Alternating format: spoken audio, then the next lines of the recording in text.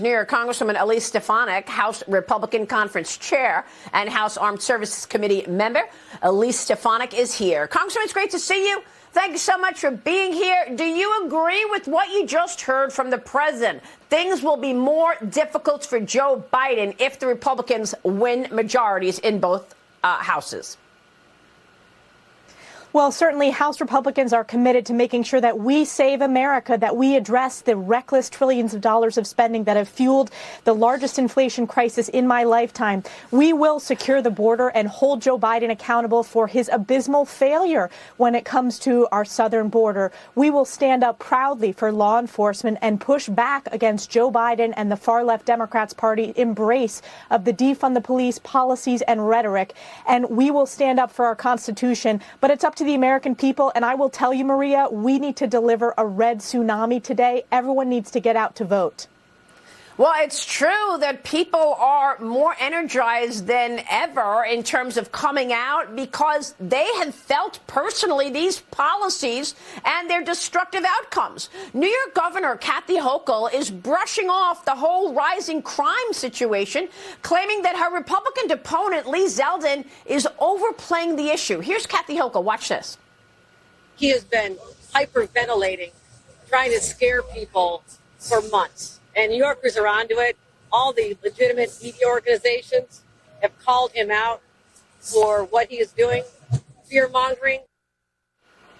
She still has yet to admit the dire situation New Yorkers face. We're afraid to go on the subway. We don't want to go into Walgreens or CVS or any other store because everything's on lockdown. Total crime in New York up better than 29% year over year. Transit crime up better than 40% year over year. Congresswoman, your reaction and what can the Republicans do to reverse this trend? Well, first of all, the only person hyperventilating is Kathy Hochul, whose polling has consistently fallen further and further. We have a once-in-a-generation opportunity to win back New York State, and Lee Zeldin has been correctly focusing on the issues that matter to New Yorkers. The crime crisis is real in this state. You cannot open the paper in any city in New York State and not see articles about horrific crimes, loss of life. And today's Democrat Party in New York State has caused this crime crisis. They cut funding for the NYPD. And they rushed through failed bail reform. So you have a revolving door of criminals being released into the streets over and over and over again. That's why Lee Zeldin has the momentum and energy behind his campaign, because he's going to win votes, not just from Republican voters, but importantly, independent voters and Democrat voters as well.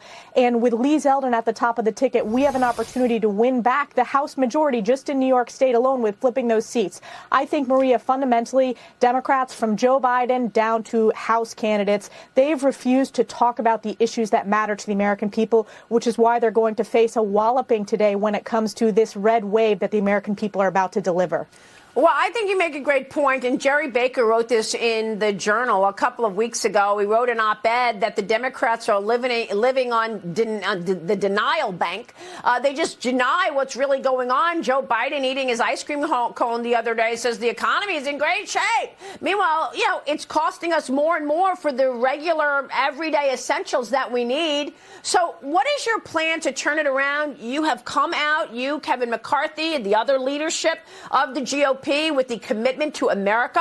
What does the party want to see right off the bat in terms of 2023? What are the priorities first? Well, first of all, when I became House Republican Conference Chair, my focus was we're going to talk about the issues that matter to the American people. And whether it's inflation, crime, border, immigration, House Republicans are polling ahead of Democrats because we've been disciplined, and importantly, we're listening to the American people. We also unveiled our commitment to America, which is our agenda that we hope to accomplish when we earn back the House. Number one is an economy that's strong. So reining in the reckless spending, bringing our budget back to balance and fiscal responsibility to stop the historic inflation, unleashing American energy independence so we can bring down the price of gas, the price of utilities, the price of diesel and home heating oil. In addition, a nation that's safe. That starts with securing the border, but it also means supporting our law enforcement, which is why you're seeing Republicans earn the endorsement of law enforcement supporters across this country. Standing up for the Constitution, a future that's based upon freedom. We will pass a Parents' Bill of Rights when it comes to parents' role in their kids' education. We will also proudly stand up for the Constitution Constitution each and every day. And lastly, a government that's accountable. This country is based upon we, the people, and Democrats' single-party rule has forgotten that. That is our commitment to America, and we intend to accomplish it for the American people. That all sounds terrific. Joe Concha, jump in. Congresswoman, I'm curious, why were Democrats, in your opinion, so late to the game when it came to talking about inflation and crime, education that you just mentioned, the border? Is it because they rely on other cable news networks that only talked about January 6th and Donald Trump and the end of democracy as we know it and taking their cues from there? Or are they just so insulated in their bubbles in Washington, D.C., that they just weren't speaking to voters in terms of what concerned them most? It just seemed like they were completely tone deaf until they realized it may be too late.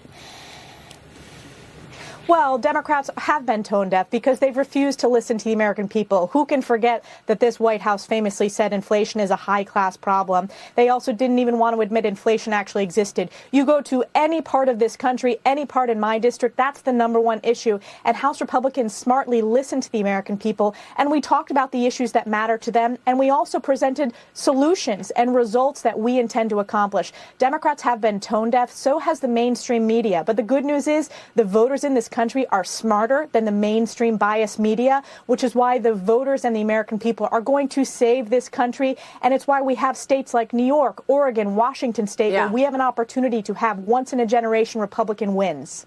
Yeah, it's great points all around. Real quick before you go, Congressman, are we going to know all the results tonight? You know, Joe Biden and his press secretary are trying to get everybody ready for days and weeks on end to figure out where the numbers go.